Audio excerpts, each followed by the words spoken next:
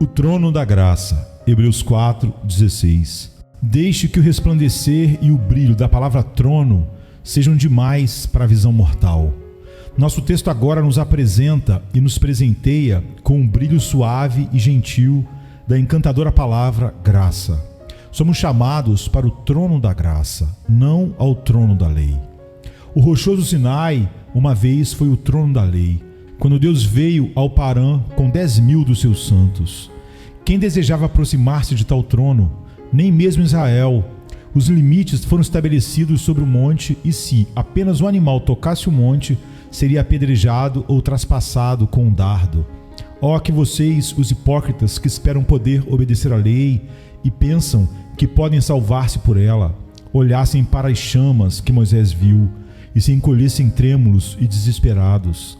Nós não nos aproximamos deste trono agora, pois através de Jesus o caso é alterado. Para uma consciência purificada pelo sangue precioso, não há ira sobre o trono divino. Embora as nossas mentes atribuladas são, como diz o hino, uma vez este foi um assento de ira ardente e lançava chamas devoradoras.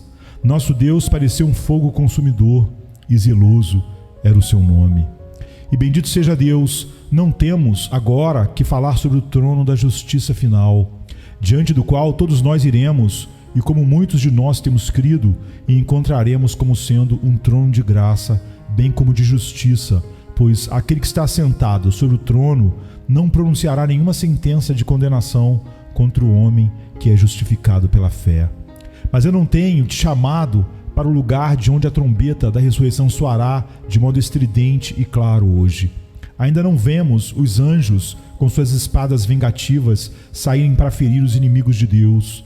Ainda não estão abertas as grandes portas do abismo do inferno para engolir os inimigos que não têm o Filho de Deus reinando sobre eles. Ainda estamos no terreno da oração e pedindo uma reconciliação com Deus, e o trono a que estamos por vir e do qual falamos neste momento é o trono da graça. É um trono criado propositalmente para a dispensação da graça. Um trono do qual cada pronunciação é a anunciação da graça. O cetro que está estendido a partir dele é o cetro de prata da graça. Os decretos proclamados a partir dele são propósitos de graça. Os dons que estão espalhados para baixo dos seus degraus de ouro são dons da graça. E aquele que está assentado sobre o trono é a própria graça. Este é o trono da graça para a qual nos aproximamos quando oramos. Deixe-nos por um momento ou dois pensarmos sobre isso, por meio de incentivo para consolo daqueles que estão começando a orar. De fato, para todos nós que estamos orando, homens e mulheres, se em oração eu venho diante do trono da graça, então as falhas das minhas orações serão esquecidas. No início da sua oração, queridos amigos, vocês sentir-se-ão como se vocês não orassem. Os gemidos do seu espírito, quando vocês levantarem-se dos joelhos, são tais que vocês pensam que não há nada neles, e quão apagada, suja e manchada a oração é. Não se preocupem, vocês não vieram ao trono de justiça, senão quando Deus percebesse a falha na oração, ele a desprezaria. Suas palavras falhas, seus suspiros e gagueira estão diante de um trono de graça.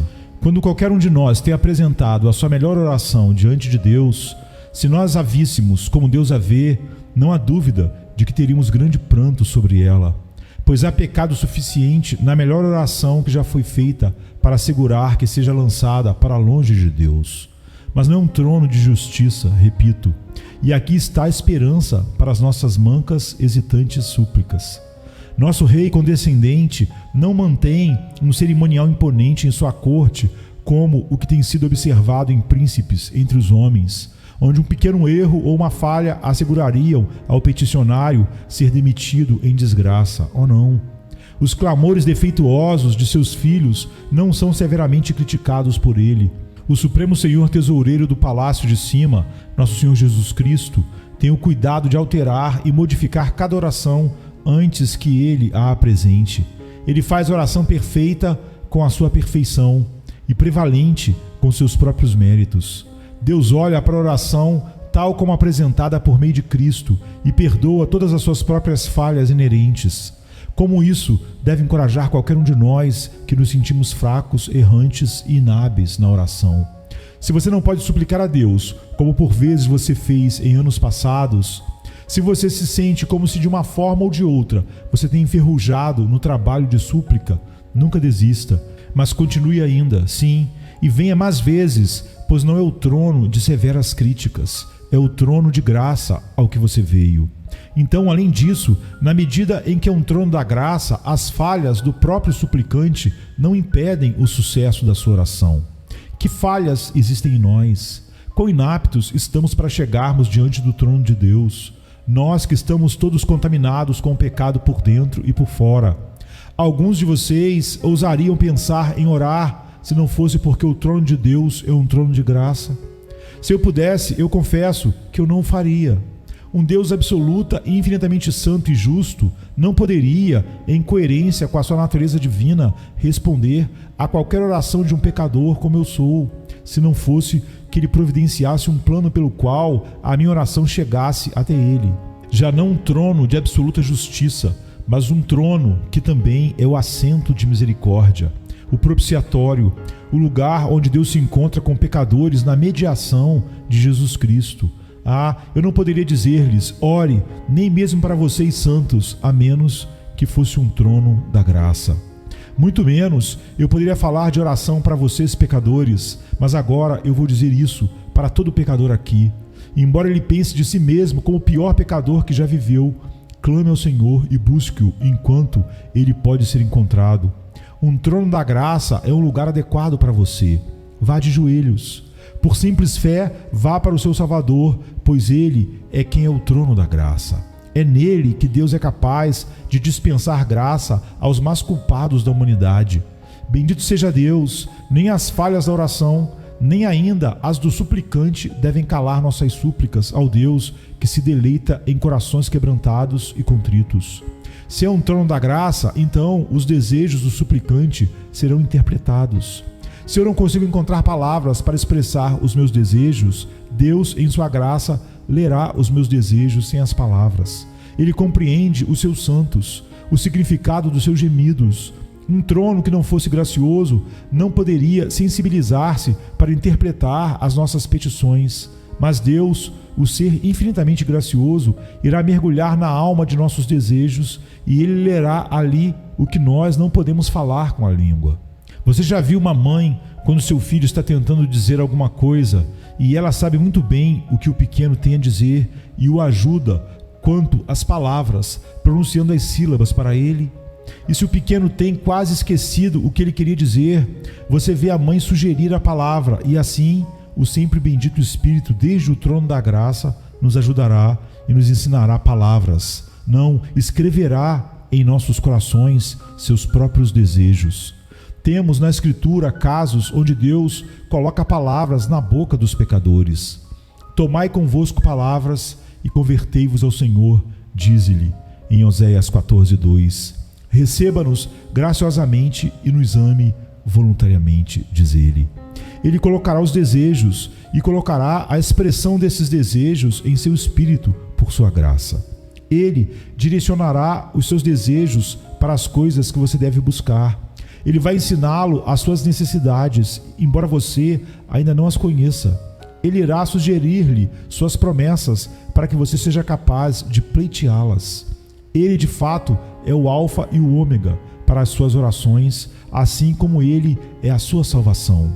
Como a salvação é do princípio ao fim por graça, dessa forma, a aproximação do pecador ao trono da graça é por graça do início ao fim. Que consolo é este! Não iremos nós, meus amigos, com maior ousadia aproximar-nos deste trono, como a sugar o doce significado desta preciosa palavra de Deus, o trono da graça? Se é um trono da graça, então todas as necessidades de quem vem serão atendidas. O rei deste tal trono não dirá: você deve me trazer presentes, você deve me oferecer sacrifícios. Não é um trono para receber homenagem, é o trono para a distribuição de presentes, de dons. Vinde então vocês, os pobres, como a pobreza em si. Venham vocês que não têm méritos e são destituídos de virtudes. Venham vocês que são reduzidos a uma falência mendicante pela queda de Adão e por suas próprias transgressões.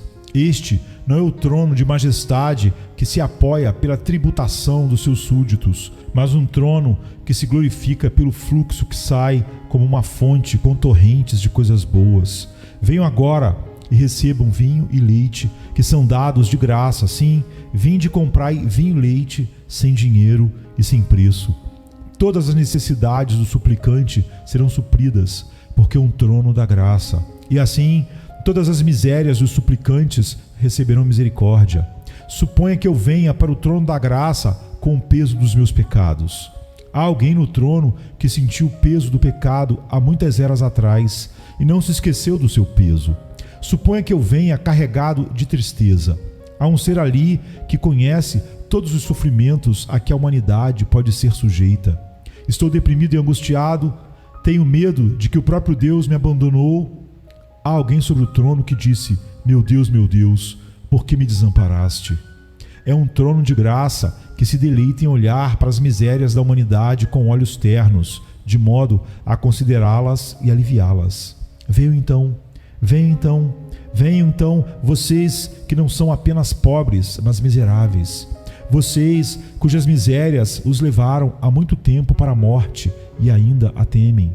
Vocês, os cativos, venham em suas cadeias. Vocês, escravos, venham com os ferros nas vossas almas. Vocês que jazem nas trevas, venham para fora com os olhos vendados, como vocês estão. O trono da graça olhará para vocês se vocês não podem olhar para ele, e dará a vocês o que vocês não têm nada para dar em troca, e vai libertá-los, embora vocês não possam levantar um dedo para libertarem-se. O trono da graça. A palavra cresce à medida que eu a viro e a reviro em minha mente, e para mim é um reflexo muito deleitoso, que se eu chegar ao trono de Deus em oração, eu posso sentir 1000 defeitos, mas ainda há esperança. Eu costumo sentir-me mais satisfeito com a minha oração do que com qualquer outra coisa que eu faço. Eu não acredito que é uma coisa fácil orar em público, de modo a conduzir as devoções de uma grande congregação corretamente. Às vezes, ouvimos pessoas elogiadas por pregar bem, mas se houver alguém capacitado a orar bem, haverá um dom igual e uma graça maior nele. Mas, irmãos e irmãs, suponhamos em nossas orações há defeitos de conhecimento. É um trono da graça, e nosso Pai sabe que temos necessidade dessas coisas. Suponham, há defeitos de fé, Ele vê a nossa pequena fé e ainda não a rejeita, pequena como ela é. Ele não mensura, em todo caso, os nossos dons pelo nível da nossa fé, mas pela sinceridade e veracidade da fé. E se houver defeitos graves, mesmo em nosso espírito, e falhas no fervor ou na humildade da oração, ainda, embora esses defeitos não devam existir lá e sejam deploráveis, a graça condescende com tudo isso. Ela perdoa todos estes, e ainda a sua mão misericordiosa está estendida para nos enriquecer de acordo com as nossas necessidades, que a sua sabedoria sabe que nós precisamos. Certamente isso deve induzir muitos que não oram a orar, e deve fazer com que nós, acostumados há muito tempo a usar a arte consagrada de oração, nos aproximarmos com maior ousadia do que nunca do trono da graça. O texto, como um todo, nos transmite a ideia de graça entronizada. É um trono, e o que se assenta sobre ele? É a graça personificada que está aqui assentada em dignidade, e realmente, hoje, a graça está em um trono. No Evangelho de Jesus Cristo, a graça é o atributo mais predominante de Deus. Como vem a ser tão exaltada? Nós respondemos: a graça tem um trono pela conquista. A graça desceu à terra na forma do bem-amado e juntou-se com o pecado. Longa e afiada foi a luta e a graça parecia estar sendo pisada pelo pecado. Mas a graça finalmente se assenhorou do pecado, o jogou em seus próprios ombros e, apesar de tudo, embora esmagada sob o peso, a graça carregou o pecado até a cruz e o pregou ali, matou-o lá, levou-o até a morte para sempre e triunfou gloriosamente.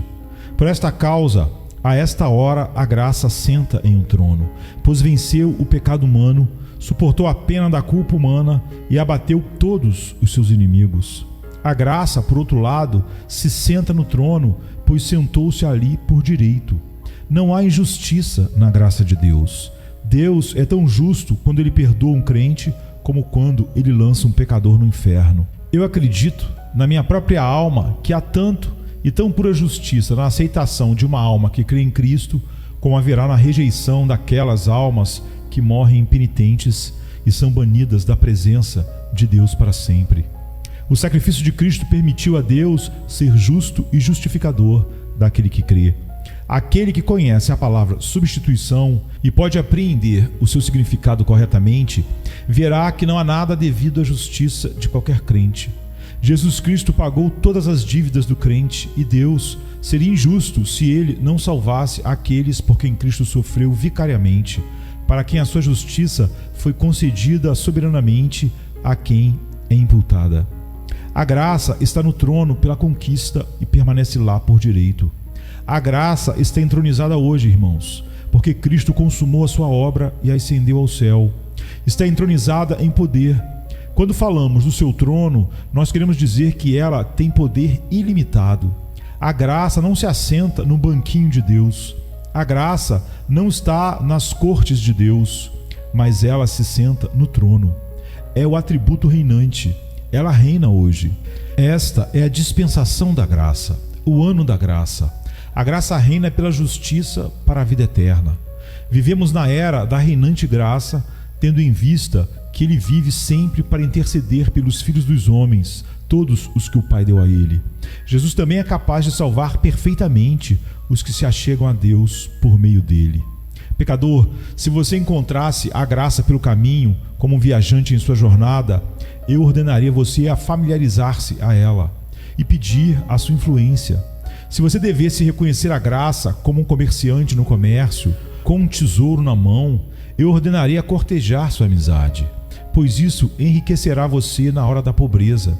Se você visse a graça como um dos nobres do céu, altamente exaltados, eu ordenaria que você buscasse a sua atenção. Mas quando a graça se assenta no trono, peço-vos para aproximar-se dela de uma vez. Ela não poderia estar mais elevada, ela não poderia ser mais excelente, pois está escrito: Deus é amor, que é um apelido para a graça. Venha e se curve diante dela. Venha adorar a infinita misericórdia e graça de Deus. Não duvide, não pare, não hesite. A graça está reinando. A graça é Deus. Deus é amor. Que você, vendo a graça assim entronizada, venha e a receba. Eu digo então que a graça está entronizada pela conquista, por direito e por poder. E acrescentarei, está entronizada em glória, porque Deus glorifica a sua graça. É um dos seus objetivos fazer a sua graça ilustre. Ele tem prazer em perdoar os penitentes e assim mostrar a sua graça perdoadora. Ele tem prazer em olhar para os peregrinos e restaurá-los, para mostrar sua graça restauradora. Ele tem prazer em olhar para o coração partido e confortá-lo, para que ele possa mostrar a sua graça consoladora. Há graça de vários tipos para ser obtida, ou melhor, a mesma graça atuando de diferentes maneiras. E Deus se deleita em fazer a sua graça gloriosa.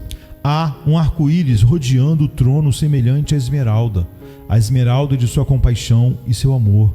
Almas felizes que podem crer nisso e acreditando que possam vir imediatamente e glorificar a graça, tornando-se exemplos de seu poder. Esse texto também tem em si esta soberania resplandecente em glória, a glória da graça. O propiciatório é um trono. Embora a graça esteja ali, ainda é um trono. A graça não desloca a soberania. Ora, o atributo da soberania é muito alto e terrível. Sua luz é como uma pedra de jaspe preciosíssima e como uma pedra de safira, ou, como Ezequiel chama, de terrível cristal, em Ezequiel 1:22. Assim diz o Rei, o Senhor dos Exércitos: compadecer-me-ei de quem eu me compadecer, e terei misericórdia de quem eu tiver misericórdia. Mas, ó homem, quem és tu que a Deus replicas? Porventura a coisa formada dirá ao que a formou: porque me fizeste assim? Ou não tem o oleiro poder sobre o barro para da mesma massa fazer um vaso para honra e outro para desonra?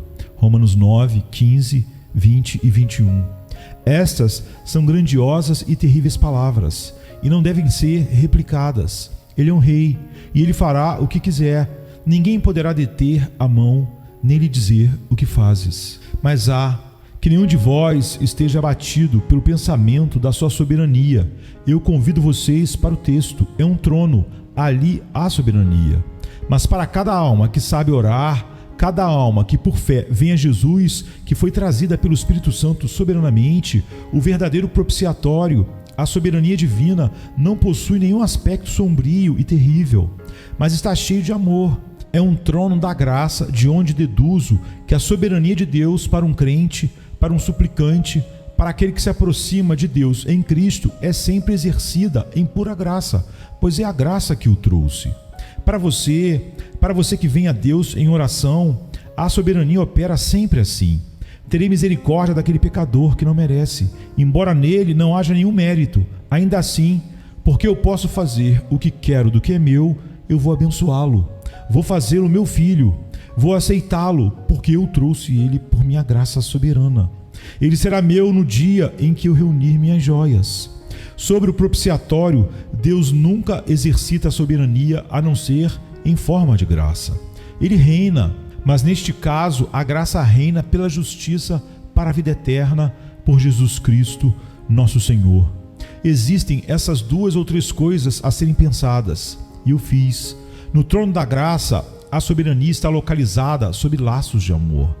Devo falar com palavras específicas aqui, e devo hesitar em fazer uma pausa para obter sentenças corretas, para que eu não erre, enquanto me esforço para falar a verdade em simplicidade.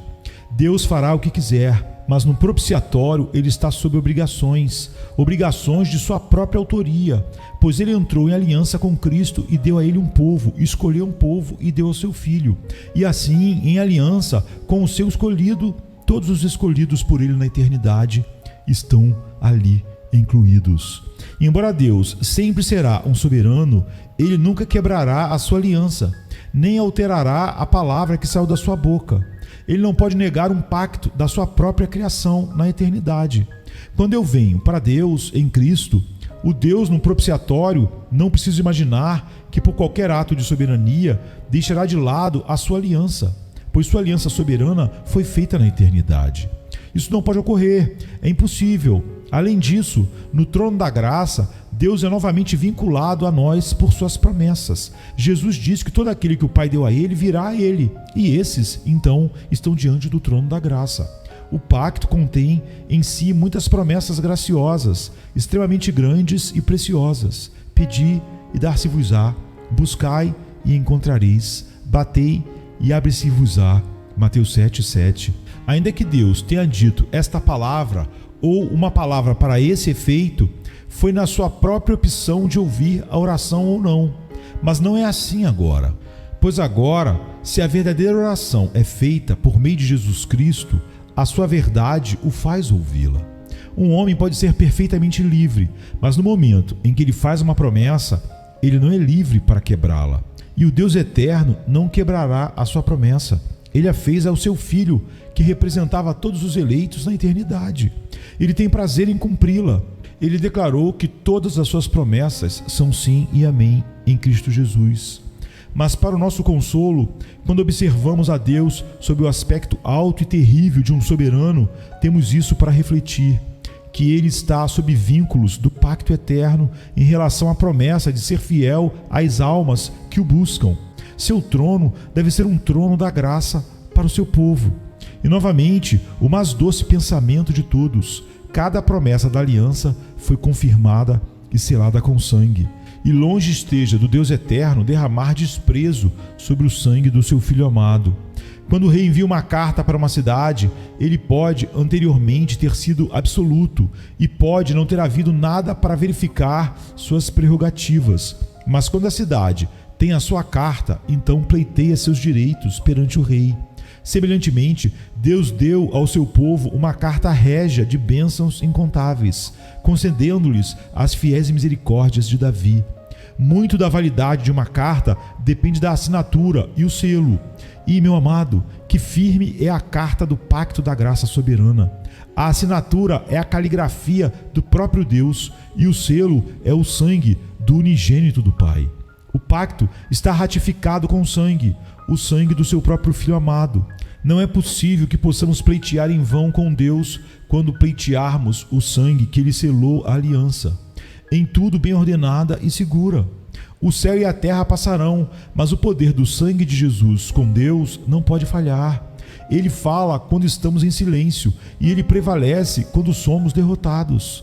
Melhores coisas do que o sangue de Abel Ele pede, e seu clamor sempre é ouvido. Vamos com confiança, pois, levemos a promessa em nossos corações quando nos sentirmos aterrorizados por causa da soberania de Deus e cantemos alegremente: o Evangelho eleva o meu espírito a um Deus fiel e imutável. Estabelece as bases para a minha esperança em juramentos, promessas e sangue. Que Deus, o Espírito Santo, nos ajude a usar corretamente, deste momento em diante, o trono da graça.